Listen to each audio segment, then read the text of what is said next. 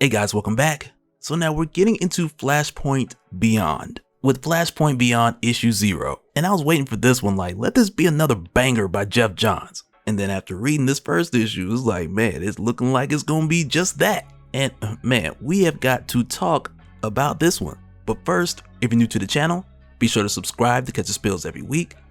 And don't forget to hit that bell up top so we can squat up in the comments for the first hour. Alright, so with Flashpoint Beyond, this basically is Jeff Johns taking us back to the Flashpoint universe, which is pretty much self-explanatory from the title, I get it. And in a way, you could say that this is a sequel to Flashpoint because of that, but really what this seems to be doing, which I actually find to be more exciting, is that this is continuing the story of Thomas Wayne, which just so happens to make it turn into a Flashpoint sequel, but with Jeff Johns taking the method of making this follow Thomas Wayne, this is what brings the cohesion from Flashpoint, the Button, Death Metal, Doomsday Clock, the introduction of Infinite Frontier, and the recent events of Justice League Incarnate. And it makes the idea of returning to the Flashpoint universe make sense, with Thomas Wayne having a presence throughout most of these events. And for that reason, like, if you want to bring the Flashpoint universe back, it would just make the most sense to do so by way of using Thomas Wayne. But before we jump into this, just to make mention of the last time that Thomas Wayne was seen out here, and also to do a bit of a quick brush through so we can catch up on where he's been and more or less how he made his way into Flashpoint issue 0. We'll start from the conclusion of City of Bane and just do a quick little recap. But starting with the conclusion of City of Bane, at that time we had saw Thomas Wayne get his back broken by Bane after accepting his failure to get Bruce to stop being Batman. But then sometime after that, we then find him in Infinite Frontier in Arkham Asylum recovering from his injuries. But while he was there, he was then taken by Cameron Chase, who's also known as Extract, to where in her case, she was sent by Director Bones, who had struck a deal with Darkseid to hand over Thomas Wayne as well as a number of other heroes who didn't originate from Earth Zero. And for Director Bones, or Mr. Bones, with him handing over Thomas Wayne to Darkseid, or at least planning to, he had done this because people from the multiverse who weren't originally from Earth Zero, they still retain multiversal energy inside of them even after the multiverse was put back together. So Bones made a deal with Darkseid, telling him that he would collect all these people in exchange for Darkseid keeping Earth Zero safe. But through the course of this, with Thomas Wayne being collected, he'd got away, to where then he crash landed on Earth 23, to where he was then found by the parents of President Superman. And with them finding him the way that they found him, they were just like, man, who shipped us a Batman? But with them finding Thomas Wayne, it wasn't long after this to where they then reached out to their son, President Superman, which from there is what led to the events of Justice League Incarnate, to where in this case, as far as I'm aware, this is the last time we saw Thomas Wayne. Because with Infinite Frontier and Justice League Incarnate, we had seen the return of the Great Darkness, which is the true source and embodiment of darkness in the Omniverse, which from there tied together so many things from Barbados to the Upside Down Man to Darkseid. And through the course of this, we learned that Darkseid was looking to control the Great Darkness. But then heading into the conclusion of Justice League Incarnate, the Great Darkness had then taken hold of Thomas Wayne, and Darkseid wasn't having that, which at the time had seemed to be the death of Thomas Wayne. But even still, like, with how this happened, it kind of makes you think like, well, you know, when Bruce got hit by Darkseid's Omega Beams, this started a whole new storyline. And for Thomas Wayne, for him to be air quotes killed like this not too long ago, it kind of has me thinking that this is what kicked off Flashpoint Beyond. But it's here where we jump into Flashpoint Beyond issue 0, where we start off with Bruce, who at this point is at the Time Master's hideout. And while he's here just going through their stuff, there's a ton of crazy references that are scattered about this place. Because while he's here, he finds this chalkboard, and it has 5G averted written up top, which is likely just something just poking fun at the rumors that we had back in 2020 of this 5G event coming up, which eventually was debunked when Jim Lee went on Fandom and he was pretty much just like, nah, we ain't doing that. But also, there's a ton of other things on this board, with it stating questions about Deathstroke and asking what's beyond the Omniverse, to where then in other spots we see him finding notes with diagrams of the Omniverse and how it connects to the multiverse in the Dark Multiverse, as well as mentions of hypertime. And we do get a slightly better look at this diagram later on, but it's here that we find that Bruce has made his way here to find one of Dr. Hunter's gadgets, and to do so he struck a deal with Mime and Marionette, but at this point we don't know what exactly that deal is. But while Batman's searching, you can tell there's a bit of trust issues between the two of them and Batman, especially when Mime nearly shoots Batman in the back of the head. But nonetheless, Batman guarantees that he'll hold up on his end if they help him find what he's looking for. And while they're here, Marionette, she points out Janie Slater's watch, to where then Batman grabs it and the snow globe that is wrapped around, and right after that he's just like, alright, we're done here. And with them doing this, Marionette, she's concerned, even though she has no clue what Batman wants with that snow globe, and of course with her asking he doesn't tell her, and instead he just tells the two of them to get back to their daughter, and congratulations by the way, which right there is very much a callback to Doomsday Clock issue 7, back when Dr. Manhattan initially gave Marionette the news that she was pregnant with her second child, who eventually she named after her mother, Anita. And in this moment, she's just as shocked to know that Batman even knows about their kid. But then again, like, why wouldn't he? He's Batman. But then after this, when we see them leave, we also see Batman erase from the chalkboard, Thomas Wayne will die. To where then next, we go over to Thomas Wayne as he's being woken up by his assistant, Oswald Cobblepot, along with Judge Harvey Dent storming in, telling Thomas Wayne that he's going to arrest him for the murder of Joe Chill because Thomas's late wife, the Joker, she had caused Harvey's daughter Debbie to take her own life after the trauma of being shot by Martha and also watching Commissioner Gordon die. And right away Thomas is like, this can't be right, because to his knowledge, Barry fixed all this. Barry changed it all back, so for him seeing all this, it just causes him to storm out, rushing to the gravesite of his son Bruce and his wife Martha. And he's thrown for a loop because this shouldn't be possible, because if Barry fixed this, then Thomas and Martha would have been dead, Martha would have never become the Joker, and his sacrifice would have given his son Bruce the opportunity to grow up living a normal life, or at least a life where Bruce would grow up to be a better Batman, like the Bruce that Thomas had met from Prime Earth. But for Thomas Wayne, not only does he know that this isn't right, but he remembers being killed by Darkseid. He remembers being ripped out of time by the Reverse Flash. He remembers teaming up with Bane to try to make Bruce quit being Batman, and because he knows these things, he also breaks into Star Labs to check the vibrational frequencies of this universe just to make sure that Darkseid didn't send him to another parallel Earth. But with doing this, it only leads him to find out that he's home. But then it's after this where we start to hear the news broadcast of the current events that are going on here. And with hearing this, we come to find out that millions have died in the war between Atlanteans and the Amazons, along with the fear of superhumans destroying the world rather than saving it. And the number of heroes who can be trusted is just getting lower and lower.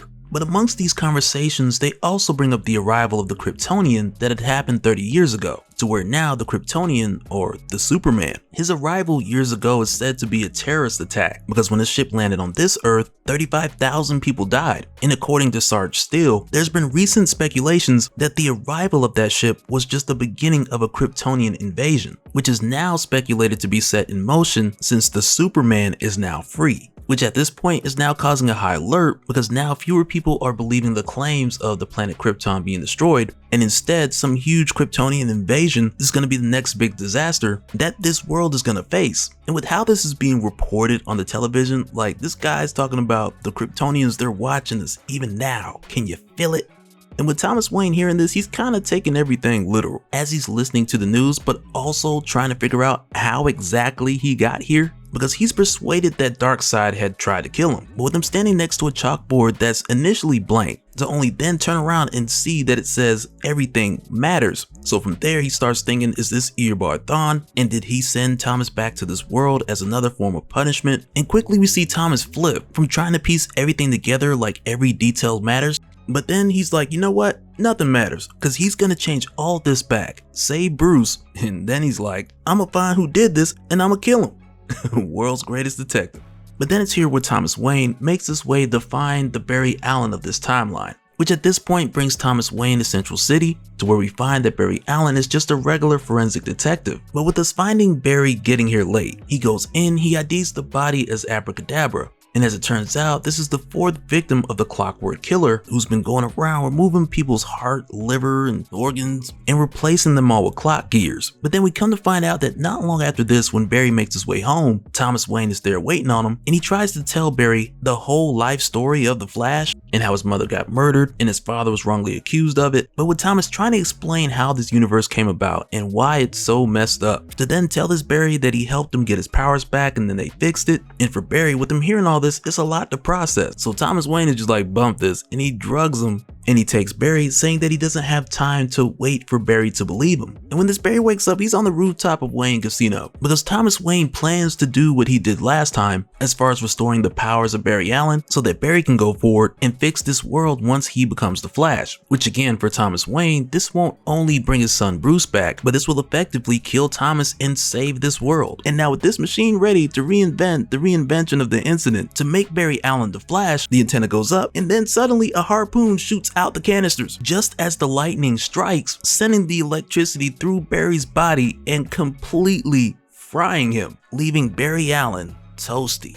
But then literally seconds later, Thomas hears an explosion, and come to find out, down on the ground, it's Harvey Dent, who has his son with him in the back seat, who are making their way to Wayne Casino so that Harvey can make his arrest on Thomas Wayne. But before they can get there, Harvey Dent is harpooned in the chest, which caused an accident that killed Harvey and the other officer. But Thomas is able to get down there just in time to save Harvey's son Dexter, who then points out that he sees the shooter in the distance, to where just from the gear alone, Thomas knows that this guy's working with Aquaman. But with Thomas seeing this guy making a break for it, he goes after him right away. But also with seeing this guy, it makes Thomas wonder a couple things. Like one, why was Harvey bringing his son with him out for this arrest? And then two, why would this assassin want to kill Barry Allen by shooting out the chemicals? But when Thomas catches up to this guy, he asks him what does he know about Barry Allen? Because Thomas is just thinking, how could Aquaman know what he was trying to do? And the dude tries to lie by telling Thomas that he was aiming for him. But then with a broken hand and a couple harpoon stabs, this guy changes his tune.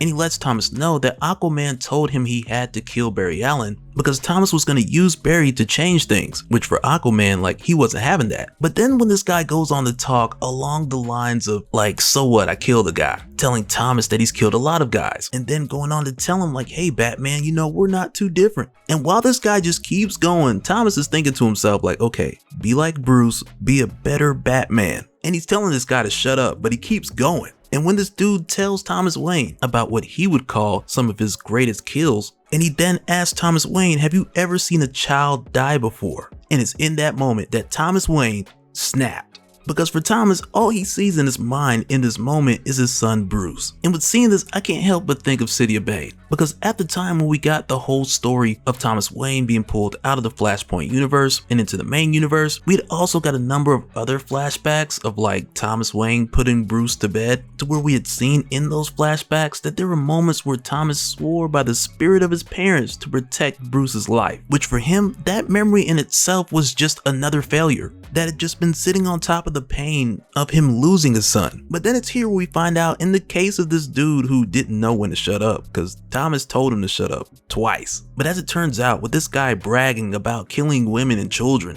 and referring to those as his greatest kills, it's here where we find that Thomas decided to open this man's mind up manually.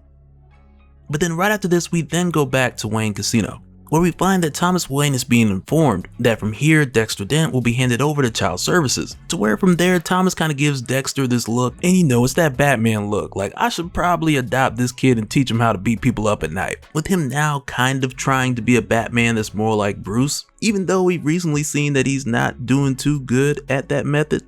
But I'm gonna give him a pass for that last guy. But also at this point, Thomas Wayne, he's aware of what happened to the Bruce Wayne Batman after he had tried to break him, to where that only brought that Bruce and his Bat family closer, which kind of makes me think in this moment that Thomas Wayne has got his own Robin in the making right here. But we'll just have to wait and see how that pans out. But then also in this moment, the silhouette of a speedster passes by, saying Thomas Wayne over here, but when he turns around, the speedster's gone. But then after this, we then go into a couple of epilogues, to where for the first one, we go to Arkham Asylum, where we find Harvey's wife, Gilda, getting the news about her husband's death and her son being adopted by, you guessed it, Thomas Wayne. But then just a couple doors down, we then see that Roger Hayden, also known as Psycho Pirate, he's here in Arkham as well. And he's in here screaming how everything is upside down again and how Bruce Wayne is supposed to be Batman. And then it's here heading into the second epilogue, where we find that Bruce Wayne, he set the snow globe next to the letters from Thomas Wayne, and with us heading into the Batcave, it's here where we see a much better look at that diagram, which is of the Divine Continuum, DC,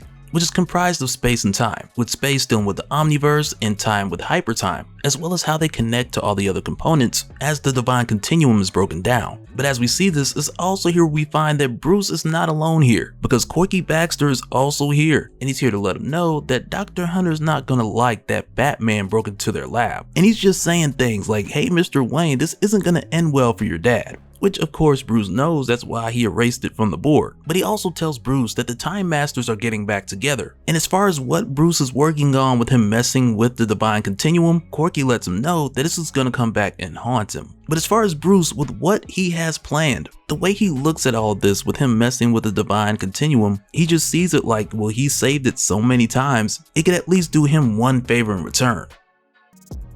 Alright, so jumping back in, we pick back up at the Wayne Manor within the Flashpoint universe. And it's here we have Thomas Wayne listening to the news again, which is just all bad in this world and is only getting worse. Because it's here where we get a broadcast from Linda Park, who on Prime Earth we know as the wife of Wally West. But it's here in the Flashpoint universe where this Linda's reporting that the battle for Britain was lost and the world's heroes have failed to stop the war between Atlantis and the Amazons, which has resulted in the Atlanteans refortifying Themyscira and executing Amazons daily, which was then followed by an announcement by Aquaman telling the surface world to retreat from its oceans, turn over nuclear weapons, and recognize his total authority, or otherwise drown, beginning with Britain. And with doing so, Aquaman had pretty much just given the whole world 12 hours to comply. And in response, the White House was just like, we will not negotiate with terrorists. Which at this point, I gotta say, I'm no expert on the topic, but the US need to strike a deal in this situation. But from here with Thomas Wayne, we see him going through a bit of his history, with him thinking about how 20 years ago, Joe Chill killed his 10-year-old son Bruce,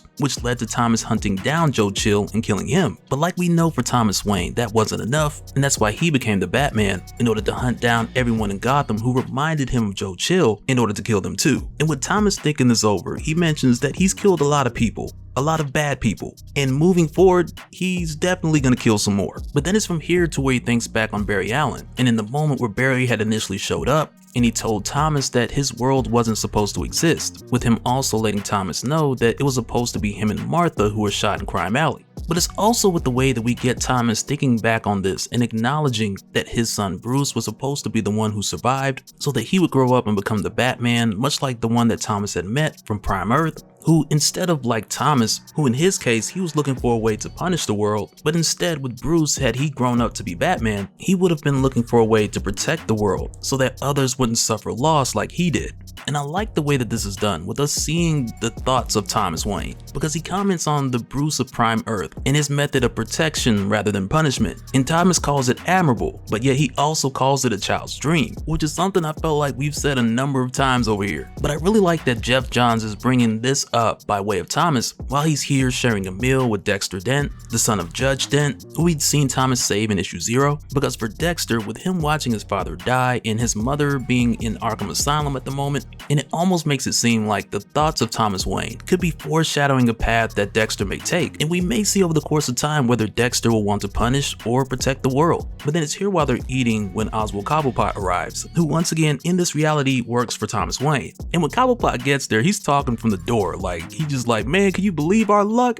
Man, the murder charges got dropped because Harvey Dent, the kid's here. And it's here where Thomas lets Cobblepot know that he wants him to watch Dexter, because at this time there's no one else that Thomas could really trust, and he tells Cobblepot that the kid's a witness he may prove useful. And from here, Thomas pretty much tells Dexter to hang tight with Cobblepot because he'll be back soon. But it's funny seeing him here with Dexter, because right away he's trying to make up for what he said in front of the kid, telling Dexter your father was a good man, my condolences. But then there's this awkward moment of silence, because Dexter just looks at him, he says nothing, and Oswald's just like, man, kid's a real talker. But from here he tells Dexter to hang tight for a moment, and he lets Thomas know hey, when you called me over to help, I didn't know it was gonna be babysitting. And he's like, I don't even know what to feed this thing. And on top of that, Cobblepot also makes a very logical recommendation, shouldn't this kid be with a professional after what happened to his dad, his mom, his sister? But of course, as you guys know, this is a Batman comic, we don't do that here. But as Thomas makes his way to the Batcave, Cobblepot points out that the clock is 11 minutes slow, and Thomas just responds by saying it's broken.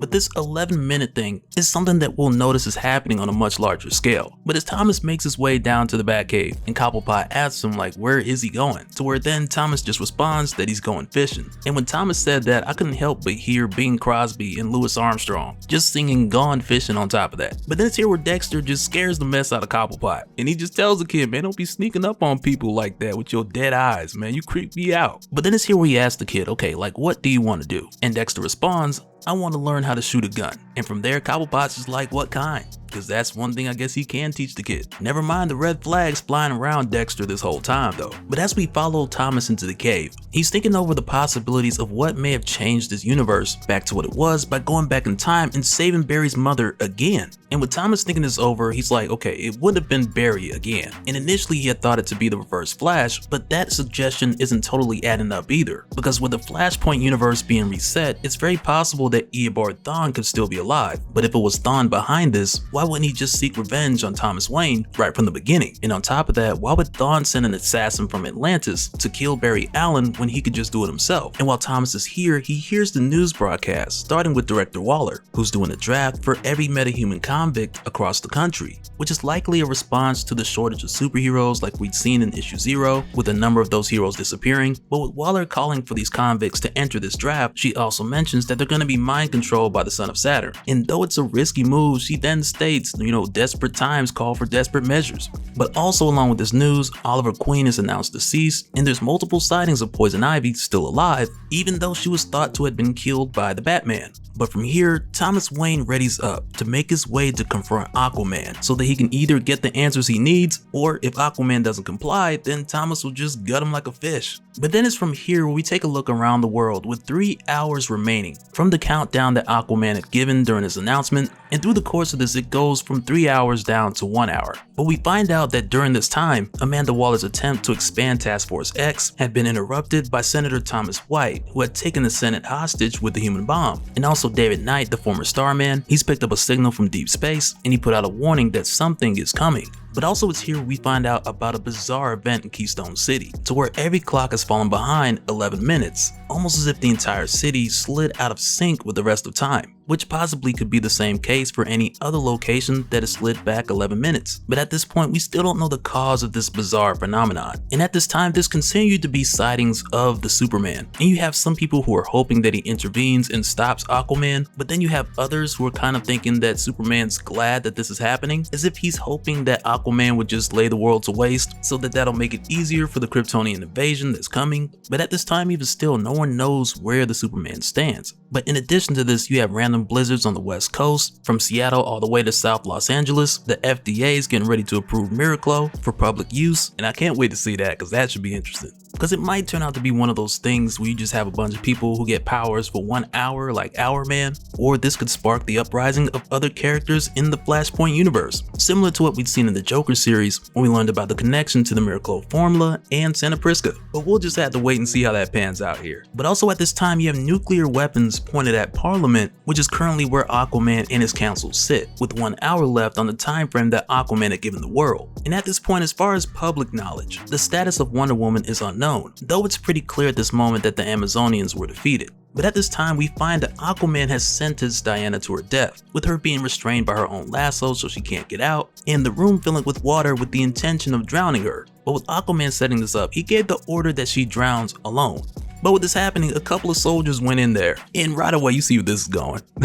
Because one of them was like, we shouldn't be here. But the other one's like, no, this land witch killed my father, my brother, and my sister. So he gets in real close in an attempt to torture her, and she bites off one of the tentacles from his face. And the other soldiers is like, man, I told you we shouldn't have been in here. But from here, it only gets worse for these guys, because then there's like a bat silhouette under the water, which of course is none other than Thomas Wayne, who emerges from the water and takes both of these guys out. And initially with Diana seeing this, she had thought that the Batman was dead. But I love when Thomas gets here, he just cuts straight to the chase, and he's like, yeah, I thought I was dead too. But when Diana, she assumes the next step is like to let her free, and Thomas is like, nah, that ain't why I'm here, I just need your magic lasso.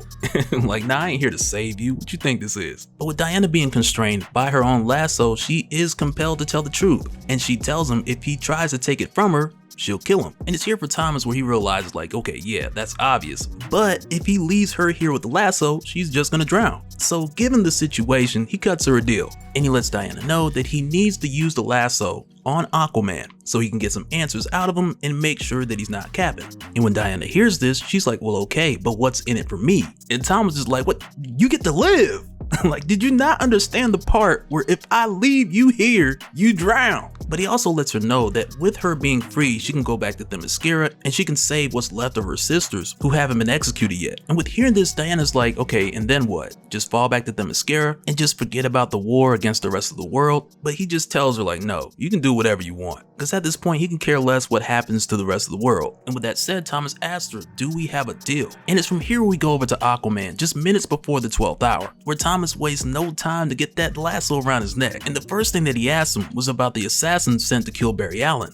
Why did Aquaman do it, and who asked Aquaman to do it? But before Aquaman answers, he tosses Thomas across the room. And when I saw this, I was like, oh man, Thomas, you should have led with the lasso compels you speech. And I mean, I'm just playing, he didn't have to say that. But with the lasso still being tied around Aquaman's neck, Thomas asks again, saying no one can resist the lasso. Answer me, you sent the scavenger to Gotham to kill Barry Allen. Why?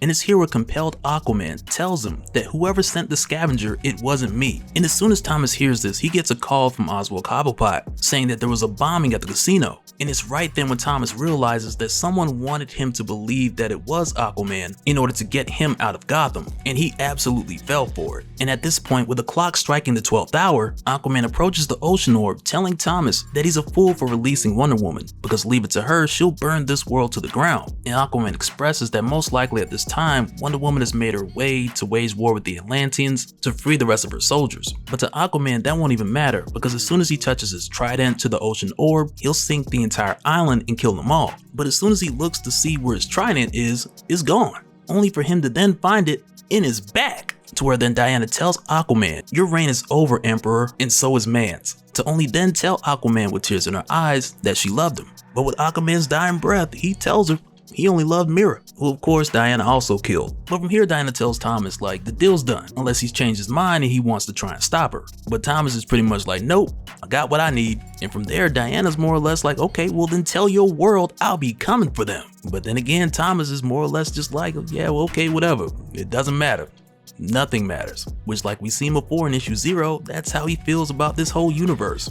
But from this point moving forward, news spreads about Aquaman's death, as well as Wonder Woman and the Amazons reclaiming Britain and announcing their advancement into what's left of Europe. Which for Thomas Wayne, this put him in the situation of going back to Gotham with more questions than what he had when he initially left. But from here, when he gets back to Wayne Manor, he finds Cobblepot giving Dexter shooting lessons. And to little surprise, Thomas Wayne sees no problem with this. And once again, I can't help but think that we're watching the makings of a Flashpoint Robin here. And that's best case scenario. But it's here where Thomas asks Oswald to step in the next room so he can have a word with him as far as the bombing at the casino. And mind you, while they're having this conversation, Dexter's still in the other room practicing by himself. But with Oswald asking Thomas, what does he think about the bombing at the casino and that they really should get down there? And Thomas lets him know that they'll check the cameras, but Oswald's like, no, they were disabled. But even still, he's hoping that Thomas can find something because they lost a lot of good people in that explosion. And hopefully Thomas can find some kind of evidence so they can track down who did this. And he asks Thomas, whoever did this, you're gonna make them pay, right?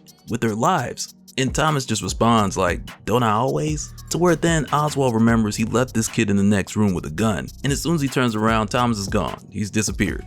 Cause that's how Batman move. But it's from here where we now go over to Bruce on Prime Earth, who at this point is being visited by Barry Allen. And with this happening, I just want to say that for the sake of this story, and only with the exception of Thomas Wayne's entry into the Flashpoint universe, but for the sake of this story, everything we see outside of the Flashpoint universe, we have little reference as far as when this is happening. Because currently, as far as the heroes on Prime Earth, and with me saying this, it also is a bit of a spoiler alert for what's going on in Justice League, because over there in the recent issues of Justice League, everybody's dead. Everybody's dead, like with the exception of Black Adam, Jonathan Kent, and a few others. Barry Allen is trapped, Wally West is still around. But through the course of us talking Flashpoint Beyond, anytime that we jump out of the Flashpoint universe and talk about Bruce, Just know that we haven't been told yet as far as when this point in time is, outside of the fact that this is definitely after the button. So just keep that in mind as we continue our talks on Flashpoint Beyond, because I got a feeling that Geoff Johns ain't really feeling the crisis that's going on right now. So when we see Prime Earth here, just take it for what it is and just roll with it for this story, because I also got a feeling that when this lands and we find out what Bruce has up his sleeve, that Geoff Johns is going to put the ending of this story where he wants it to be. And for the time being, we'll just have to wait and see where that is. But at this point, with Barry Allen coming to see Bruce Wayne,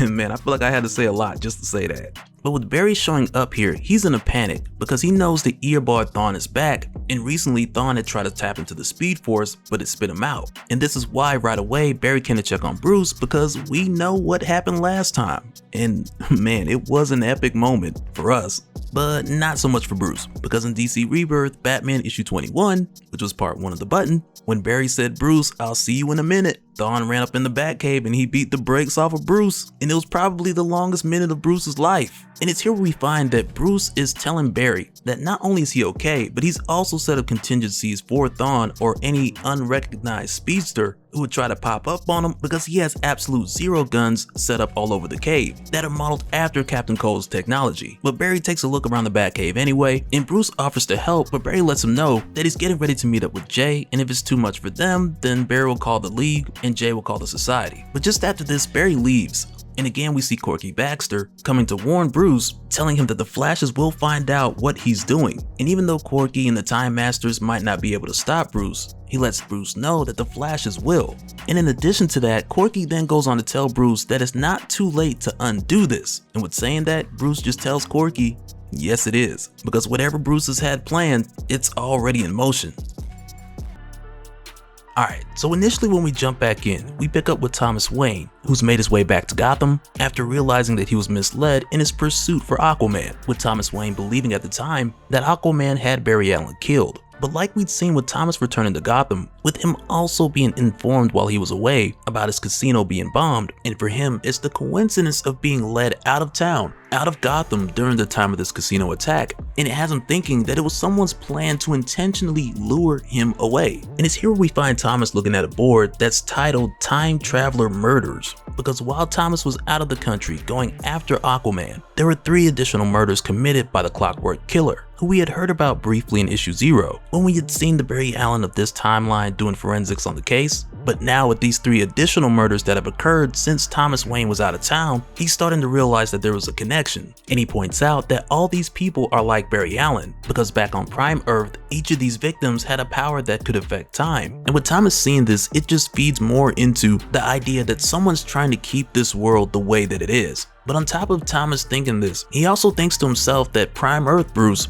he probably would have been handling this a bit better, because he's a more calculated Batman, younger, more methodical. And Bruce wouldn't have been tricked into leaving Gotham and attacking Aquaman. He would have saw through that distraction, unlike Thomas, who had fell right for it, with him just being old, angry, and reckless. But for Thomas, this moment of what's more or less regret is pretty much short-lived, because once again he goes back to the idea that none of this matters, and the only thing he cares about in this moment is finding the motive of why someone would want this timeline back, so that he can figure out who to kill in order to fix it. Which once again is Thomas Wayne not really caring, because if he actually fixes this timeline, none of this stuff will have happened, and he would cease to exist as well. And if he actually succeeds, when it's all said and done, his son Bruce would have been saved. But at this point, with Thomas being back, his assistant Cobblepot's pretty much filling him in, and he lets Thomas know that 1, the commissioner wants him to meet her at the casino, or what's left of it, but also Cobblepot expresses his concerns about the finances, since the casino was what was funding Thomas's life as Batman, and now the casino's just been blown to bits. But also Cobblepot expresses his concerns about the kid Dexter, because ever since Dexter's heard about the casino, he's now been asking Cobblepot to teach him about explosives. And man, like when this happens, Thomas is just like, alright, go ahead, teach him.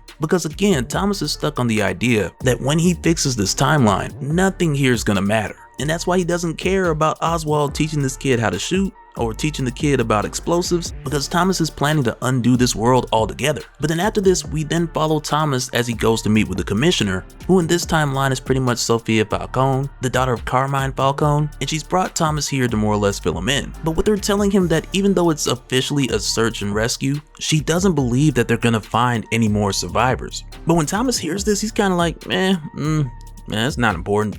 as he picks up one of the casino chips out of the wreckage and just casually takes it. Like he's listening, but for him, once again, nothing matters, because his plan is just to undo everything.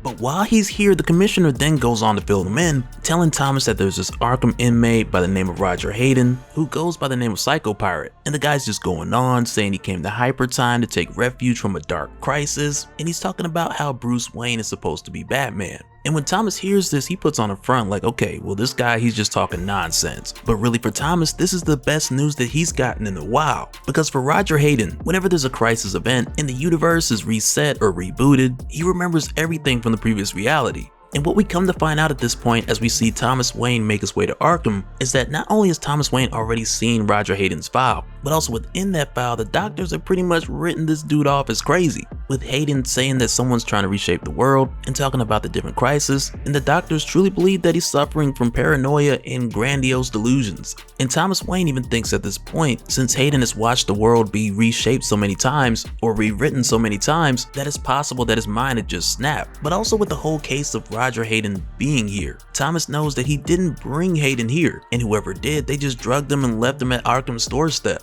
and possibly with the intention of them wanting Thomas to find Hayden here, which is precisely what happens, but only for Thomas to find Hayden dead, and done in a way to clearly make it look like it was a suicide. But even with this being the case, Thomas finds a number of clues just written on the wall, which Hayden had wrote during the time that he was in here, talking about Bruce's Batman, Infinite Crisis. Then along with the list of Flashes, you have Alan, West, Garrick, and also Judy Garrick, as well as a part that reads, "I don't think I'm the real Roger Hayden." And for Thomas, when he sees this, like, okay, for one, he's not really sure how much of Hayden's mind is intact, or was intact, in order to say how much of this information is valid. Because with him seeing the name Judy Garrick, he's like, okay, who is that? But then also with Hayden writing on the wall, "I don't believe I'm the real Roger Hayden," this caused Thomas to walk out of that room with more questions than he had when he walked in. But as he's making his way out, he runs into Gilda Dent, who, like we'd seen in issue 0, she's just a couple doors down from Hayden. But she stops Thomas in his tracks when she asks him, "Why do you have my boy?" And this is something she knows because Roger Hayden told her,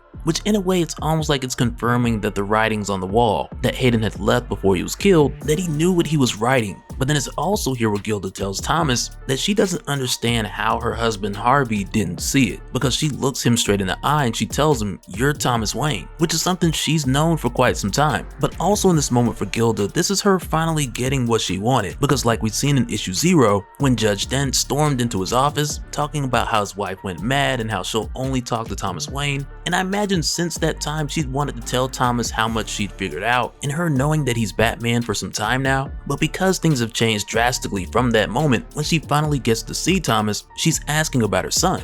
But when she does, she asks Thomas, like, how is Dexter? Is Dexter okay? And he tells her, well, the kid watched a harpoon go through his father's chest. And with the way he says it, it's kind of like, bruh, like, the kid is not okay. He's not even a little bit. But in this moment, once again, Thomas is more concerned about getting information on whether or not someone left Hayden's room, because again, Thomas has got this laser focus on just undoing the Flashpoint universe. But then also in this moment, while Thomas has this casino chip in his hand, Gilda asks him if she can see it, and of course Thomas is just like, sure, you can keep it, which really he's just doing as a gesture so she'll talk. And she does give him a little bit of information because she's like, she heard Hayden getting strangled with his own sheets, and in a very nonchalant way she's just like, well, that's how my daughter died too. And it's right here where the conversation just completely flips on its head, and she goes from that caring mother concerned about her son back to the other side to where she just wanted to tell Thomas Wayne about himself, but also in a way break down to him how everything is his fault. But as she switched modes right here, she flips over the casino chip, which is just pristine on one side but just scratched up on the other as a result of the casino bombing. And I know you guys know where this is going, because when she changes the conversation and started talking about her daughter's death, she talks about how her and Harvey went back and forth about whether their daughter should be cremated or buried, because Harvey wanted Debbie buried, but Gilda wanted her cremated. But between the two, Gilda won because she wanted to keep Debbie close to her. But what they're saying is she then asked Thomas, did you bury Bruce? And Thomas just looks at her because we know that he buried Bruce because we saw the tombstone, but he's not about to have this conversation with her. But Gilda tells him that's the least he can do after what he did. And of course Thomas is like, what I do? What I do?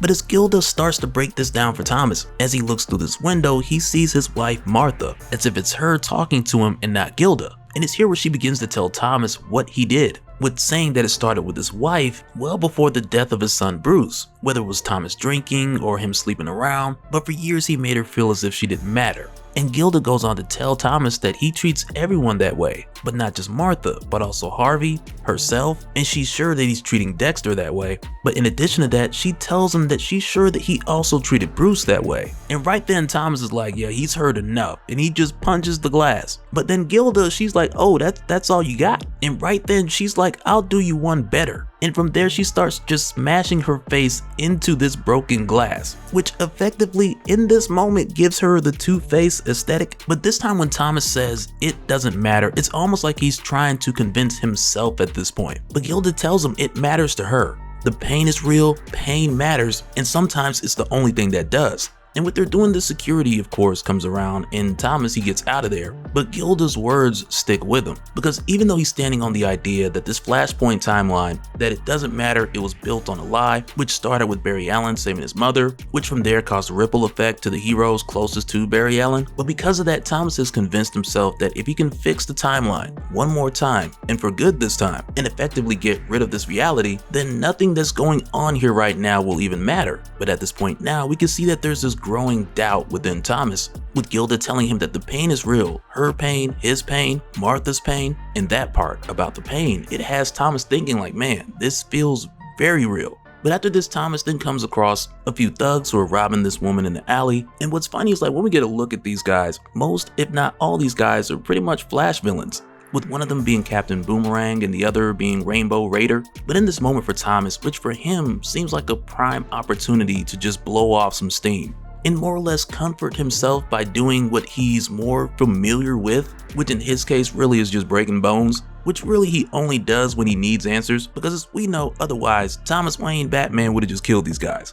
But in this moment, he savors the enjoyment of beating these guys down with surgical precision, because again, he's taken the time to take in something familiar. But through the course of him taking these guys down and breaking arms and all sorts of other things, and again, not because he needs answers, but really just for his own enjoyment. But through the course of this, he corners a few of them, then Captain Boomerang pulls out a gun, and it's like, be careful, you don't want a boomerang bullet. But when Captain Boomerang pulls out this gun, Thomas takes it from him and he points it right back at him, while saying that if he pulls this trigger, it won't matter. Well, at the same time, he's thinking of Bruce like, well, if anything did matter, it was this for him. But before Thomas can shoot Captain Boomerang, he is knocked off his feet by none other than the Superman, Subject 1, who steps in, stopping Thomas from shooting Captain Boomerang, while telling Thomas that he heard what he said, and Thomas is wrong, because everything matters. Which is a pretty big deal here, and not just because we've been hearing that since Death Metal and Infinite Frontier, but also because it seems like the Superman stopped Thomas from doing something that could have possibly sent him down a whole nother path. But with seeing this, it has me pretty excited to see whether this is going to turn to a Flashpoint Batman vs Superman, or perhaps even a Flashpoint World's Finest. Because in this universe, to be the world's finest, the bar is pretty low. Alright, so initially when we jump back in, we start off with a flashback that takes us to Krypton 30 years ago in the Flashpoint universe, where we see a number of ships aside from Kal-El's leaving the planet. And we'll get into a bit more about that in a little bit. But also through the course of this, we get the commentary of Jor-El, with him mentioning how Krypton is dying and how even with their advanced science, they can't stop its inevitable destruction, which is why Kal-El, amongst many others, were sent out into the void as a last-ditch effort to save the Kryptonian race. But also in this flashback, and much like how it had played out in Flashpoint originally, Kal-El's ship lands in Metropolis rather than Smallville, and as it does, we see Jonathan and Martha Kent watch the ship fly across the sky as if it's a shooting star, which again is how it looked if you were watching it from Smallville. But if you were watching it from Metropolis, that thing looked like a missile, with it shooting right into the Daily Planet, decimating Metropolis and killing over 35,000 civilians. But from here, like we'd seen, the government had taken Kal-El and they began Project Superman, with Kal-El becoming Subject 1 in a laboratory half a mile below Metropolis. But since this time, a lot of things have taken place, like Kal-El being sent to take down Subject 0, which at that time was a battle that led to Lois's death and inspired Kal-El to become a Superman. But also this was a development that had been building, with General Lang treating Kal-El like the son that he never had, as well as the death of Krypto prior to this point. But overall, with this flashback just showing the crash landing of his ship, this then turns into a modern day news broadcast where they're showing the older footage and looking back at the destruction that had taken place 30 years ago, with the world now knowing the truth about Project Superman, with the unredacted government documents that were released by Sarge Steele, as well as all these theories and rumors of Subject 1 preparing for a Kryptonian invasion. And it's here while we're hearing this broadcast where it takes us back to Wayne Manor with Cobblepot and Dexter, where at this time Dexter is now learning to pick locks. Because what harm could it do teaching a kid to use explosives, guns, and pick locks? And especially a kid that's being raised around a Batman. But really, this is one of those things we've seen building up this whole time, but we won't get into the full fruition of where this is going until the next issue, so hold tight. But while the two of them are here, Eobard Thawne just shows up, and the only words he's able to get out are, "I need Thomas Wayne, he's coming for me again, hyper time." And right after that, he just disappears, leaving Oswald and Dexter just clueless to what just happened. And a little spooked too, because Oswald's like, "Man, I need a drink." And he offers Dexter one too. Just terrible. But from here, we then jump back over to where we had left off with Thomas getting a painful interruption from Subject 1, with him arriving and stopping Thomas from killing Captain Boomerang, while also telling him that everything matters. Because again, like we'd seen, Thomas, he just wants to fix this universe by more or less making sure that it never happened. And that's why, from what we'd seen with the way that Thomas has been moving, he's been very careless returning to the Flashpoint universe, because his plan is to find who brought it back, kill them, and end this universe so that on that night, him and Martha would have died instead of Bruce. Which is why for Thomas, the whole nothing matters goes out to the whole universe and himself. But with Subject 1 arriving here, who we can really just call the Superman, but with him coming here and telling Thomas that everything matters, he also has some new information for him.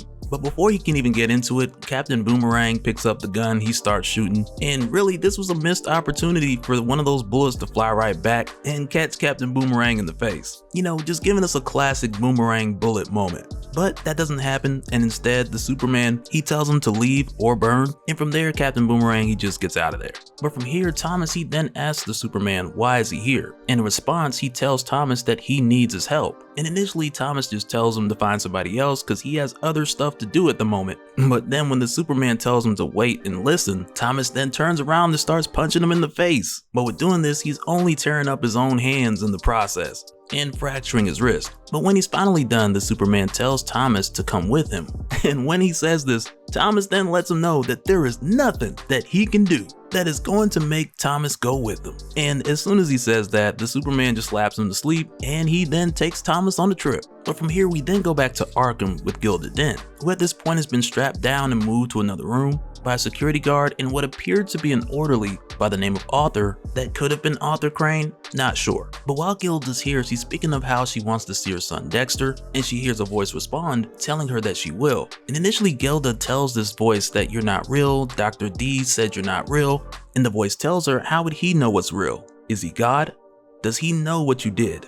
I know what you did. And the voice lets her know that Dexter will come to them. A boy needs his mother, and then they can finish this. And after this, we then go back to Thomas, with him waking up not knowing where he is, finding himself bandaged up from that rough night in the alley. But also with him arriving here, he's soon greeted by Poison Ivy, who prior to this Thomas had killed already. But with a lot of the speculations and the news reports that he's seen, talking about the different sightings, he's not too surprised to see Ivy alive. But also with him seeing her here, she lets him know that since she's returned, she's become a part of the Parliament of Trees, which for the most part are plant elementals who date back long before mankind, who protect plant life on Earth. And it's usually more of a Swamp Thing type of thing, which will make even more sense in just a little bit. But then it's after this where Ivy then takes Thomas to speak with the Superman. So where then of course Thomas is like, where are we? And Ivy lets him know that we are on the safest place on Earth, the Oasis. Because the Superman had reached out to her and the others in hopes of creating a space for others who were displaced like him, and for it to be a home for those who didn't have one, and also for it to provide protection of the people of Earth who had either been forgotten or abused, much like the Superman had been. But with Thomas seeing this place and it looking like a Krakoan Fortress of Solitude, and I mean not that he would really know what that would look like, but initially he asks if the Superman built this place, and it's here where Ivy lets him know that it was built by Swamp Thing, Dr. Jason Woodrue, who in a way is also doing this as a way to atone for his sins. But it's here where we find that Ivy had discovered a number of Kryptonian crystals around Metropolis that had a ton of information and instructions that were supposed to be uploaded to Kal-El upon his arrival. And it's here where we find that the message that they carry, this is what the Superman wants Thomas to hear and see so he can understand what it was that was so important that the Superman needed Thomas's help. And it's here where we see the message that is on one of these crystals, which comes from Jor-El, telling his son Kal-El if he's receiving this message, then that means he survived, and there's a chance that the people of Krypton can too, because their planet is dying, but there is still hope. Because at this point in time within the Flashpoint universe or timeline, Krypton has not been destroyed yet. And it's here within this message where Jor-El goes on to explain that Kal-El was not the only Kryptonian child that was sent off of Krypton to a different world, with all these different children being given a similar mission for them to find a habitable world for the rest of their people to move to before Krypton self-destructs. And within this message, we see that Kal-El was instructed that once he becomes an adult, his mission would be to use his powers and disarm the humans in order to prepare the Earth for the Kryptonians' arrival, to where then Jor-El and Kal-El will conquer as father and son. But this message then ends with Jor-El saying that him and the Kryptonians, they will be arriving soon, and when they do, Kal-El will be lauded as the hero of Krypton. And with Thomas hearing this, he's just more or less like, yep, it's an invasion. But it's here when he asks, like, how long exactly do they have? To where then Swamp Thing replies, 5 days. But for Thomas, with him hearing 5 days, all he really hears is, okay, I got 5 days to do what I'm already doing. Because the Superman is like, you gonna help? And Thomas is like, help do what? But then Ivy and the Superman, they tell Thomas that they need him to help build an army because Thomas is the only person who can bring these different heroes out of hiding and bring everyone together, because neither the Superman or Ivy have that type of voice to where other heroes will listen or follow, at least not in the Flashpoint timeline. But again, Thomas is like, look, the humans, they imprisoned you, they tortured you, and now your father wants to come here and destroy all of them and give you the life that you deserve. And Thomas tells the two of them, by all means, let him do it. Because with bringing Thomas here and showing him all of this, all he's learned is that he has 5 days to complete his mission, which has nothing to do with theirs. And from there, he wishes them luck and he tells them, I'll find my own way home. But then it's after this where we then go over to the home of Iris West, where we now find the commissioner taking a look at the latest victim of the Clockwork killer. And they received a call on this most recent murder when Iris was home and this body popped up out of nowhere. So she panicked, she ran, and she came back hours later with her husband. And it's here that we find that this body, with no ID, no prints, no name, no nothing, that it appears to be Eobard Thawne, who is the most recent victim of the Clockwork killer, because Thawne just needs to stay away from Flashpoint anything, the button, all of that. And just after this, with us seeing what appears to be the death of Eobard Thawne, we then jump over to Hyper Time, where we find members of the Time Masters, Jeff Smith and Bonnie Baxter, who at this point are kind of stuck between a rock and a hard place. Because while they're here, they see a paradox reset, and they're not sure if it was caused by Eobard Thawne or Thomas Wayne, but in either case, due to the instability of Hyper Time, they've got to steer clear of the Omniverse, because if they jump from here into the Omniverse, then they run the risk of crossing paths with the Great Darkness and getting their histories rewritten.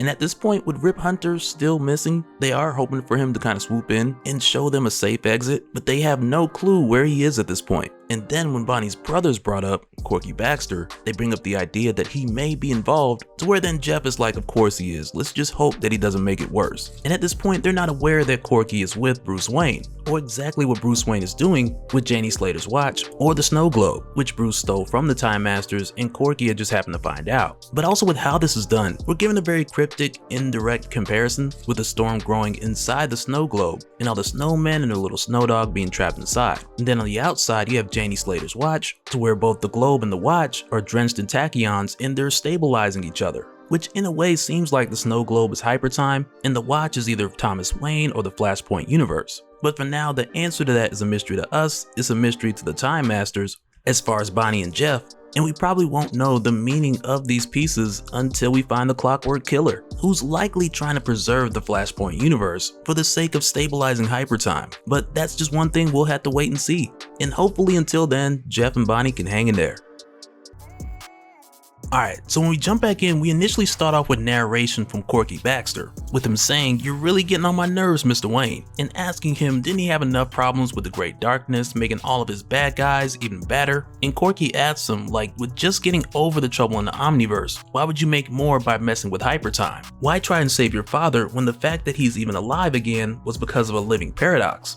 This is your last warning, Mr. Wayne. I'm serious, this is it. And then some time passes before Corky then says, "Well, okay, you're ignoring me, but let me tell you something. You flipped your lid trying to trap that timeline, Mr. Wayne, and our universe is gonna suffer the consequences." And just after this, we then go over to Arkham Asylum in the Flashpoint universe, where there's a janitor listening to all the breaking news, which mentions the mysterious body that we'd seen at the home of Iris West, as well as Amanda Waller sending Task Force X to stop the Amazons' invasion. Which is another problem boiling in the background, since Aquaman's no longer around to keep Wonder Woman and the Amazons at bay. But on top of these announcements, we also see the janitor hear Gilda Dent speaking to someone in her cell, and when he asks is someone there, Gilda's then like, "It's just us, just me and my friend," and the janitor pays it no mind because he just figures she's crazy, like everybody else here. And after this, we then head over to the morgue where Thomas Wayne is examining the body of Eobard Thawne, which again was found at the home of Iris West. And while Thomas is here, on one hand he wishes he just had X-ray vision like the Superman, because in order to get the answers that he needs, he's got to cut open Thawne and do it the old-fashioned way. But while Thomas is doing this, he also mentions that Thawne was a living paradox, much like himself, being someone who exists when they shouldn't. And it's a really interesting point that Thomas brings up, because he also mentions that at one point Thawne was able to change the timeline permanently, referring to the time when Thawne initially went back and killed Barry's mother, and with doing so solidifying the history around it. And with Thomas saying this, it kind of makes you think, like when Eobard Thawne initially killed Barry's mother, did he solidify the history on Earth Zero, or is Earth Zero supposedly a flashpoint of another timeline? Like Eobard Thawne will have you thinking a lot of things when he gets into the hows and whys. But at this point for Thomas, he is curious about how Eobard Thawne was killed, but also at this time he's obsessed with the why, because the mystery of the Clockwork Killer still hasn't been answered yet. And at this point, the world as he knows it in the Flashpoint universe, it's about to fall into complete and utter chaos, which means that Thomas is running short on time. Because if all these wars and rumors of wars and invasions pop off first, then Thomas will lose his window of opportunity to correct this universe and save his son Bruce. But then after this, we then jump over to Wayne Manor, with young Dexter watching the television, with Dexter hearing on the TV how Arkham makes his patients worse. And with Dexter hearing this, Cobblepot, he takes his eyes off of Dexter for just a moment, only to then turn around and find that Dexter isn't there. Cause at this point, Dexter has made his way into the Batcave. Cause y'all already knew it wasn't but a matter of time. And it's funny with the way that this was set up, cause in the first 3 issues, and really just from the first issue, when we saw that look on Dexter's face right after watching his father get killed, only for us then to see Thomas Wayne take Dexter in under his wing, to where from there Cobblepot was just teaching this kid every dangerous thing that a child should not know, like handling guns and picking locks, cause what's the worst that could happen? Nothing matters, right Thomas? Well, it's here we see that all of this teaching has led Dexter to find his way to the Batcave and more or less become the new Flashpoint Robin, with him taking one of Thomas's utility belts and tying the huge gloves around his hands so they fit. But yeah, we can tell this kid is about to be a menace in the making. But then after this, we then catch up with Thomas Wayne, who's making his way back to the manor after cutting all the clock pieces out of Eobard Thawne. And I almost said eat a bad thong. I should have just said it and left it in there, just kept going like nothing happened. Wouldn't be the first time. But when Thomas gets back, Cobblepot meets him outside, and right away Thomas can tell by the look on Cobblepot's face that it's about something with Dexter. So right then Thomas is just like, where is he? And it's right here where we then jump back to Arkham Asylum, where we see the guards clearing a pest control van to make his way in. And it's right here where we see little old Dexter just laying down on top, like he's Ethan Hunt, sneaking his way into Arkham on his own little Mission Impossible. But back over at Wayne Manor, Cobblepot tells Thomas that Dexter must have heard the stuff about Arkham that was all over the news, and Thomas puts things together pretty quickly, and he tells Cobblepot that he knows that Dexter went to Arkham to see his mother. And with hearing this, Cobblepot tells Thomas like, you've got to stop him. But Thomas tells him that he can't, because he has to put this clock together. Because again, Thomas is very much still under the belief that if he can solve this mystery and fix this timeline, then nothing happening here is gonna matter. But he doesn't go into all those details with Cobblepot. He just tells him, I gotta put this clock together. But with hearing this, Cobblepot's more or less like, man, listen, this kid has lost his sister to suicide and he lost his father to murder. The last thing he needs is to find out that he lost his mother to madness. And he lets Thomas know that he would go, but he's not exactly, the physical type. Which for whatever reason just reminds me of a line from Back to the Future Part 2. But with Cobblepot trying to convince Thomas, he tries to let him know that there's a sense of urgency because Dexter left before Thomas got home, so time is of the essence.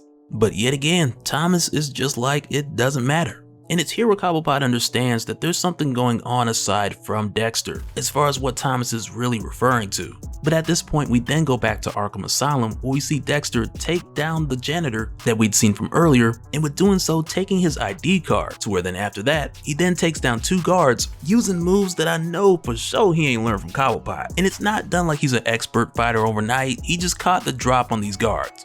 Literally. But then right after, we do see him use a bit of what he learned from Cobblepot when he removes the clips from the security guard's guns and he tosses them in the trash. And from here, we see what's happening simultaneously as Dexter makes his way to his mother, as we see him picking the lock on Gilda's cell door, while Thomas is assembling the clock gears and pieces that he had pulled out of Eobard Thawne. And within this parallel, we're given the idea that on one hand with Dexter, he's trying to be brave and go and save his mother, while at the same time with Thomas, he's piecing the clock together while saying, I can fix it all, which in a way almost sounds like it harkens back to his thoughts on Eobard Thawne, when Thomas had said that he's a living paradox, much like Thawne was, and he went on to talk about how Thawne manipulated the timeline permanently while solidifying history around it, and was shown that Thomas thinks that he can do this too. But it's shown to us almost like he's thinking childish, as if both him and Dexter are hoping to pull off the impossible. And it's here for Dexter where we see that he's made his way to his mother, and when he gets there he tells her that this place isn't good for her, it changes people, and he lets her know that he's gonna get her out of there. And his mother tells him that this place hasn't hurt her, it's helped her, and it's going to help him too. But when Gilda says this, another voice off panel is like, it's going to help all of us. And right then Dexter's like, Mom, who was that? And instead of answering, she then goes on to tell Dexter, they wanted to keep us apart, just like your father threatened to, but everything's going to be okay now. And when she says that, again, this voice off panel is just like, well, maybe not everything. And at this point, Thomas Wayne is finished putting the clock together. And over on that end, Cobblepot's like, okay, a clock, big deal. And you missed a piece. And that's when Thomas is like, that's it, the final piece. It's not from this clock. And with saying this, Thomas then rushes upstairs while thinking to himself, how could I have missed this before? And if I'm right, if this means what I think it does, it's impossible. And it's from here where we jump back and forth from Thomas to Dexter, with Thomas breaking open the grandfather clock while thinking to himself, this grandfather clock has been broken for too many years to count. It was a wedding gift. And as soon as he compares that final gear, the final piece that he had taken out of Eobard Thawne's body, and he finds the correct piece in the grandfather clock, right then he tells Cobblepot, I know who the killer is. And in this very moment over at Arkham Asylum with Dexter, he hears that cryptic voice once again as it tells him, I miss home, a real home, with love and warmth and family. And it's here we find that this voice has been the voice of Martha Wayne, who is yet still alive, which now has me thinking, was the conversation between her and Thomas in issue 0 an actual dream, or did it really happen? But just after this crazy reveal, we're then taken back over to Bruce Wayne and Corky Baxter, and it's here where they see this huge blue light, and initially Bruce believes that it's temporal energy, but Corky lets him know that it's much more than that. It's blue shift power, which is created when the Omniverse comes into direct contact with hypertime, when space meets time, and Corky lets Bruce know that it is the most dangerous energy on either side of the divine continuum. And he tells Bruce, I'm surprised you didn't know that. And it's here where Bruce asks, why is it doing this? And Corky's like, so now you asking for help. And it's here where Corky breaks this down for Bruce by using a quote from Swiss Family Robinson, which is good wombs have born bad sons. And it's here with saying this, Corky tells Bruce that it works the other way around too. So you can say bad wombs have born good sons. And with telling this to Bruce, Corky gets even more direct, and he lets Bruce know that he's talking about his mom. She had a lot of secrets, a lot of problems, things that Bruce doesn't know about, things from her past, things that he didn't realize that his dad is gonna have to face in there. And again, Corky tells Bruce that he tried to warn him, and he tells Bruce that you don't know everything about everything this time. You don't know the truth about your mom. Alright, so initially when we jump in, we start off with Bonnie Baxter and Mr. Terrific doing an interview with Angela Chen, which on the surface is the two of them explaining to the world the significance of the different Crisis events a couple days after the conclusion of Dark Crisis. But really with how this is done, it's given to us like a discussion / explanation of the matters that deal with the Omniverse and how that's only half the equation. Because initially, Mr. Terrific, who we're also reminded that he's the third smartest man on Earth in the DC universe, but when we jump in, he's telling the world about Dark Crisis, which at this point on Prime Earth had ended a couple days ago. But at this point, we find him explaining to Angela and the rest of the world, on one hand, how this was nearly the end of everything, again. But more specifically in this conversation, he's teaching Miss Chen and the viewers who are watching about the Great Darkness. And not so much in the sense that it's anything new, because it's been around in DC Comics since the mid-80s, but instead Mr. Terrific is informing the world about the details that they otherwise just wouldn't know, aside from the events that actually take place on Earth. But throughout this conversation, he tells the world how the Great Darkness is an ancient living corruption that can infect and control sentient life, and how when unleashed into the Omniverse, it nearly destroyed it, to where then Mr. Terrific goes on to explain how the Omniverse is everything and everything matters, only for Bonnie Baxter to then cut in and correct him by saying that the Omniverse isn't everything, because the Omniverse is all space, but space is only half of existence, and the other half is time. And she goes on to say that yes, she agrees that the Omniverse has been the focus of every crisis that we've seen, that have been perpetuated by the great evils of this dark age. Evils like the Anti-Monitor, Alexander Luthor, Superboy Prime, Darkseid, the Batman Who Laughs, and more recently in Dark Crisis, Pariah, and the Great Darkness. But aside from every crisis that we've seen that threaten the multiverse and the infinite Earths, Bonnie Baxter is expressing that as huge as these events have been, threatening the Omniverse, or otherwise all of space, that again, this is only half of existence, and the other half of existence, aside from space, would be time. And she goes on to say that the Omniverse and its multiverses are conceptual in nature, while hypertime is emotional, because hypertime is never stagnant. It's constantly reacting to decisions that are made,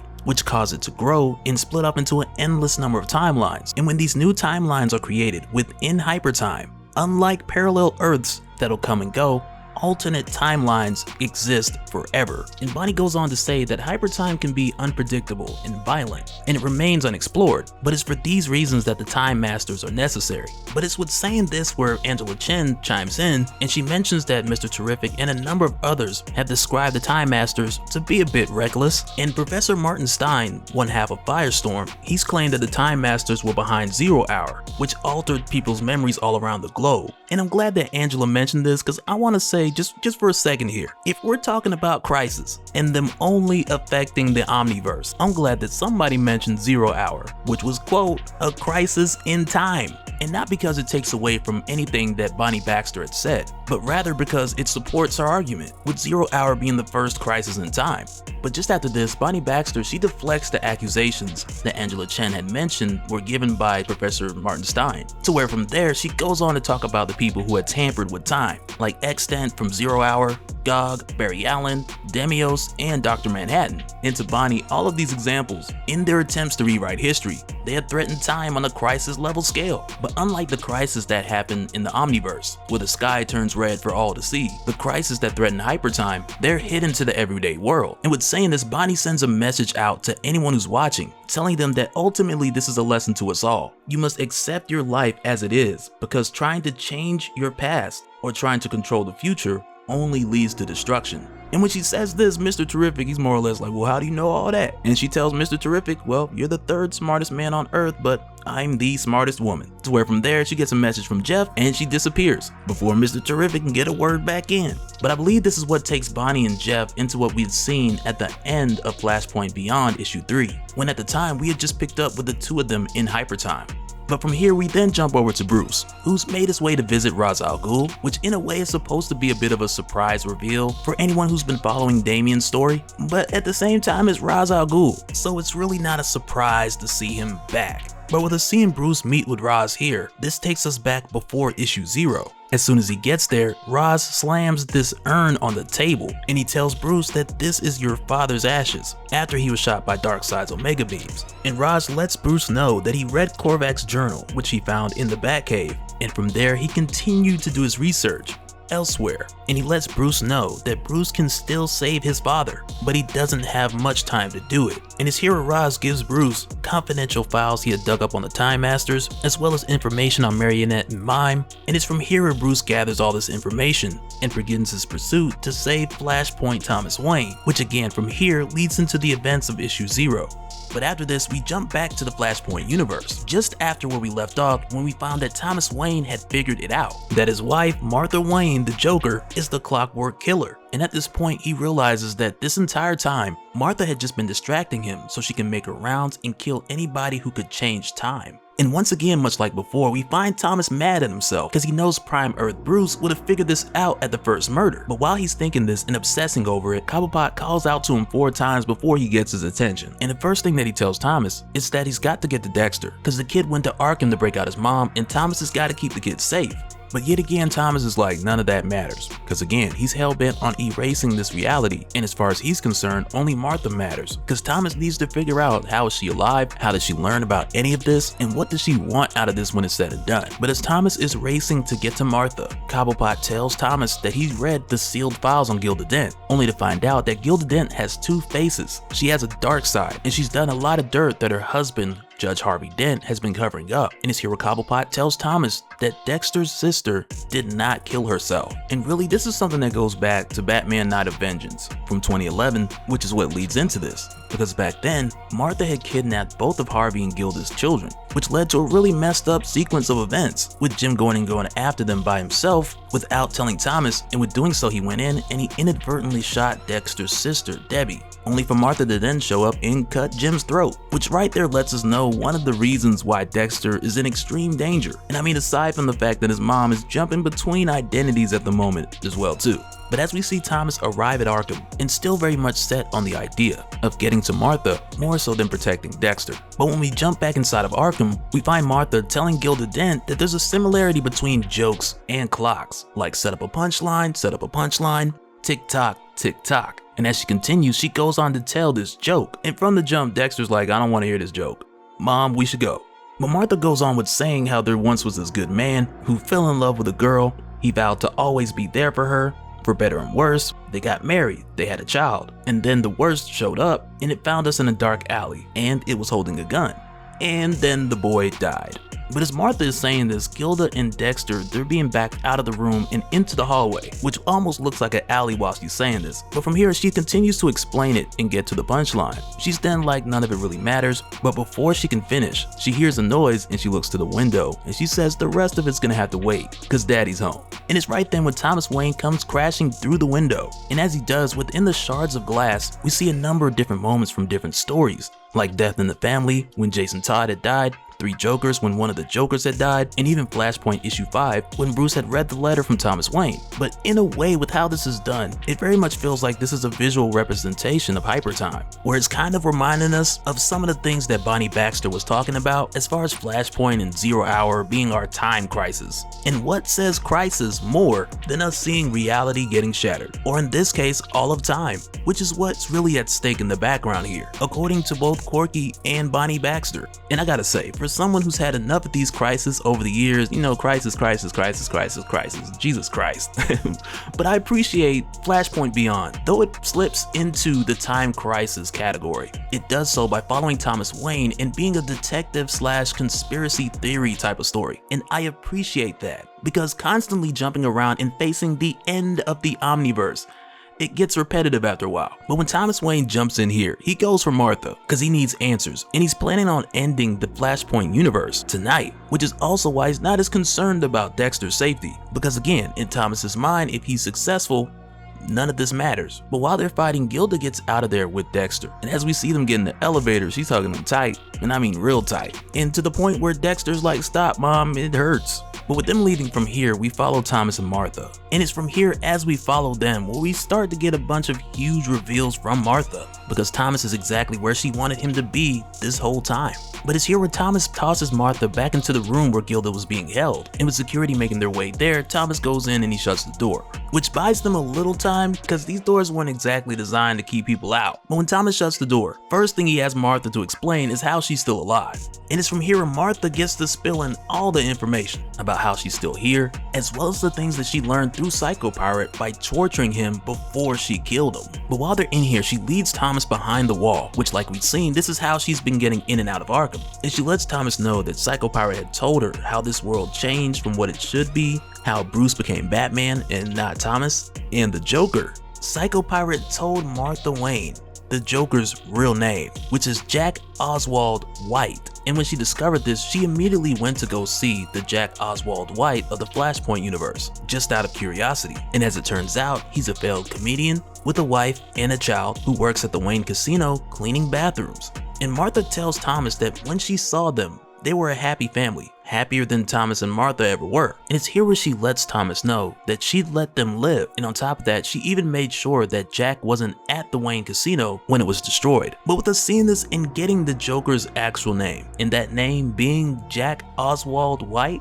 and I gotta admit, Oswald, it's an interesting choice for a middle name. But with us getting this reveal here, as well as us getting the additional story of Martha going to see the Jack of the Flashpoint universe, this reminds me a lot of the conclusion that we'd seen in Three Jokers, when Bruce went to go see the Joker's family, and we had seen Bruce tell Alfred that he had already known the Joker's real name, but no one else can know it because so many people are gonna come looking for them. And it's like, man, now that Martha knows, and Thomas knows, I can only imagine where Geoff Johns is gonna take it next. But after Martha tells all of this to Thomas, she tells him that seeing this made her angry, so she just stabs him from behind, causing him to stumble and fall through the broken floor into the abandoned sublevels where she's been this whole time. And it's from here where Martha tells Thomas about what appeared to be her death at the conclusion of Batman Night of Vengeance. And she tells Thomas after he had left her for dead. She woke up and she found a stream that had led her out of the cave, which led her to the sewers, which had then led her here, under Arkham, where she had heard a voice from above saying that this world shouldn't be, which of course was the voice of Roger Hayden, Psycho Pirate, who also was attempting to hide from the events from Dark Crisis. And this is what led Martha to hunting down everyone who knew how to change the timeline. To where then she took everything that they knew, and after she got the information, she left a trail of bodies to keep Thomas busy, so she'd have enough time to assemble this time sphere so that her and Thomas can go back in time and make sure that they die so that Bruce can live, and all it'll cost is one universe. But as we see Martha making this offer to Thomas, on the other side of this split, we're shown Prime Earth with Bruce and Corky Baxter, with the two of them seeing the snow globe go even crazier at this point. But now they're quickly met by the arrival of Rip Hunter, who just shows up standing in his iconic stance. And when he gets here, there's a bit of a stare off between him and Bruce, because he tells Bruce, "You know why I'm here." And Bruce stares back saying, "I will not let you interfere." And with it ending this way, you already know, it's about to go down.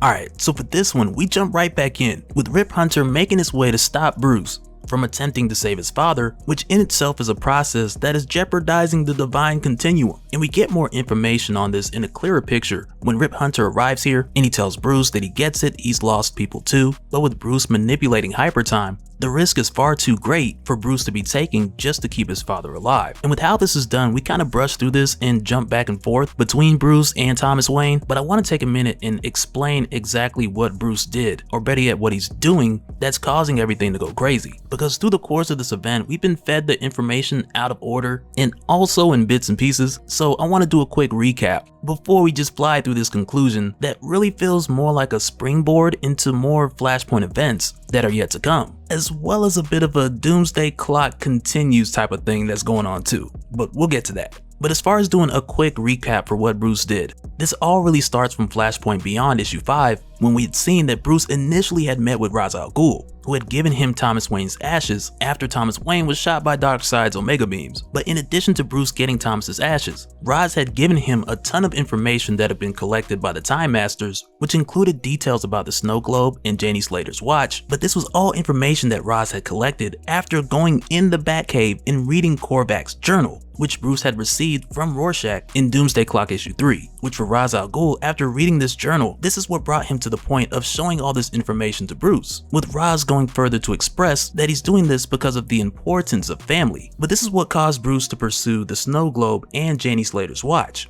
which both were imbued with chronal energy. connected to Dr. Manhattan that transformed them into temporal talismans capable of capturing and containing the Flashpoint. So effectively, Bruce is using both of these items that are saturated in chronal energy to borrow the power of Dr. Manhattan, with the chronal energy still being connected to Dr. Manhattan. But with Bruce getting the bulk of this information from Ra's, he knew that together these two items could contain the Flashpoint, as well that they both were in the possession of the Time Masters. But even still, Bruce himself, he still needed the help of Marionette and Mime, who are the only people who can point out and identify Janie Slater's watch. Which is why we had seen Bruce in Flashpoint issue 0 bring Marionette and Mime with him when he had broken into the Time Master's lab. But with Bruce setting this in motion, we come to find out that he had effectively stolen Flashpoint from Hypertime and placed it within the snow globe while using Janie Slater's watch to stabilize it. And this is effectively what caused Thomas Wayne to return in the Flashpoint universe. But it also brought about the return of Eobard Thawne,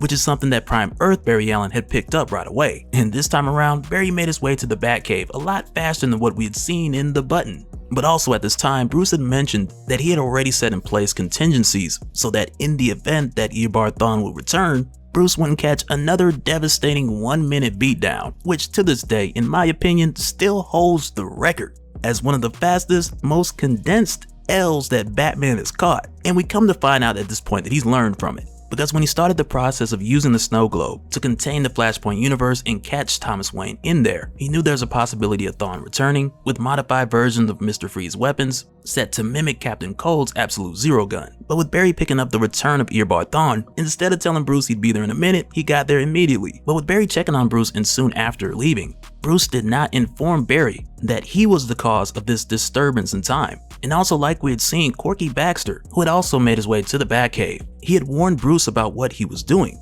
And not only by threatening Bruce about Rip Hunter ripping Bruce a new one, as if, but also Corky had told Bruce that the bigger threat wasn't so much about Bruce stealing the snow globe and the watch from the Time Masters, but the bigger concern was that the Time Masters had stolen the snow globe to protect the Divine Continuum from Dr. Manhattan. So for Bruce stealing both of these items and putting them to use, it was pretty much like Bruce had put a target on his back for Dr. Manhattan to come looking for him. So now at this point in time, the events that are taking place around Thomas Wayne, they're causing a huge instability on Bruce's end, because with Thomas Wayne rejecting the Flashpoint timeline, as well as the secret of Flashpoint Martha, who effectively is the Flashpoint Joker, this complicates the situation even further by giving Thomas an opportunity to ultimately reject the timeline, with Martha having her own time sphere that would allow her and Thomas to go back in time and make sure that they died instead of Bruce. But Rip tells Bruce that they don't really have the time for Thomas to accept Flashpoint because the globe isn't stable enough to hold Flashpoint while Thomas is fighting it. And Rip tells Bruce that it's pretty much like he's trying to hold a tornado in a jelly jar. But Bruce isn't going to let Rip Hunter or Corky Baxter stop him, because for one, he doesn't really like these guys, and he sees the Time Masters, and especially Rip Hunter, coming off as cockier than they should be, since they know every detail about people's lives, and they hold this privileged information while saying that they usually can't share any of it, because it's their mission to protect history and not interfere. And with how this is done, you can look at it on one hand like Bruce is being selfish in saving his father, or you can kind of hear Bruce out, because with him saving his father and using the means that are available, if this works, he's not only saving Thomas Wayne, but he's also saving the Flashpoint universe. So with that being the case, what makes what Bruce is doing any different than what the Time Masters have been doing? Because for the Time Masters, Bruce points out that the difference with them is usually they get to decide what's important and what's not. And on top of that, the Time Masters have never told anyone how they came to be in the first place. So for Bruce, he doesn't see the validation in their self-righteous opinion. So in this moment, this conversation quickly turns into a game of keep away, with Bruce buying time for the Flashpoint to stabilize. And it's from here where we go back into Flashpoint, with Martha asking Thomas to go with her into the time sphere to go back and make sure that they die instead of their son Bruce, so that they can quote unquote fix this broken universe regardless of who it kills. And really with the way that Martha asks Thomas to do this, it appeals to what he's been working towards this whole time. So when she reaches for his hand and he takes it and she pulls him in for a kiss, he's kind of caught up in the moment, because she's also expressing to him that with doing this, going back in time and making sure that the two of them die to save their son, that this is her effectively seeing through her marriage vow till death do us part. And I think it's really those words that got Thomas in this moment, at least until he remembered all the people she killed. Because then his eyes opened up like, wait a minute. But when Thomas brings this up, Martha quickly hits him with a response that none of it will matter as soon as they quote unquote fix the timeline. But then it's here where this conversation is interrupted by Gilda Dent, who's come back with Dexter at gunpoint, telling Martha and Thomas to get on with it, while telling them that Harvey's supposed to be the monster and not her. And it's here where Martha gets inside of the time sphere, telling Thomas more or less like, you heard the ladies, we can send everyone to a better life, all we gotta do is flip this switch. While in the meantime, on Prime Earth, Corky Baxter throws his hat at Bruce, which is actually a real raccoon by the name of Crockett Raccoon, and it totally catches Bruce off guard, which then gives Rip the opportunity to take the snow globe from Bruce. And from here, Rip Hunter plans to release the Flashpoint and reintegrate it back into hypertime before the snow globe detonates and tangles the two timelines together, rewriting history with Bruce's grief. And just to be clear, if Rip does this, he's effectively killing Thomas Wayne. But from here, we then jump back to the Flashpoint universe, where Thomas Wayne has a decision to make. And the truth behind all of this is if Thomas goes back with Martha and makes sure that they die instead of Bruce, it's not going to fix the Flashpoint universe, and it's not going to undo the Flashpoint universe. And this is something we were shown not too long ago by Bonnie Baxter, because for every universe that we've ever seen in DC Comics that was created or destroyed, it exists forever in hypertime, with time and space being the two halves of the divine continuum. So even if a universe is destroyed, like the Flashpoint universe for example, it'll always exist in hypertime, which was how in this case Bruce was able to take it and place it within the snow globe. But for Thomas Wayne at this point, being told by Gilda and Martha to get inside the time sphere, he's then asked by Dexter if he does this, what'll happen to him? Will he die? And Thomas tells him that he won't die, he will just never have existed, which is what Thomas believes. But going by the information given by Bonnie Baxter and Rip Hunter, according to the divine continuum, Thomas Wayne will be causing the Flashpoint to break out of the snow globe and collide with the Prime Earth and timeline that would change everyone's history off of Bruce's grief instead of Barry's, which could potentially cause Dexter to become Two-Face instead of Harvey or Gilda. And it's here with Thomas, with him thinking all of this through, it's here where he realizes that going back and saving Bruce is not an option. It just won't work. And it's here where Thomas says we have to save the boy. This boy, Dexter. And initially Martha thinks that Thomas is trying to get her to choose Dexter over her Bruce, when the reality is, once again, saving Bruce isn't an option. But what they can do in this moment is save Dexter. But with Thomas leaping into action, Gilda detonates an explosive that knocks him away and destroys the time sphere. And right away Gilda starts letting off shots on Thomas, telling him that she's gonna delete people out of reality the old-fashioned way by killing him, and soon after him, Dexter. But then without warning, Martha jumps out from the dust. She takes the gun from Gilda and she takes her out, hitting Gilda with that control, alt, delete. And Martha admits that this is a moment that could be causing a bit of damage to the boy, but if we're keeping it honest, Dexter's had a lot of these moments. But just after this, they then make their way through the rubble and all the way up to the rooftop, and when they get up there, it starts to snow. And when this happens, we quickly find out that this is a sign of the snow globe stabilizing. And with seeing this, Rip Hunter, he stops from trying to return the Flashpoint to hypertime.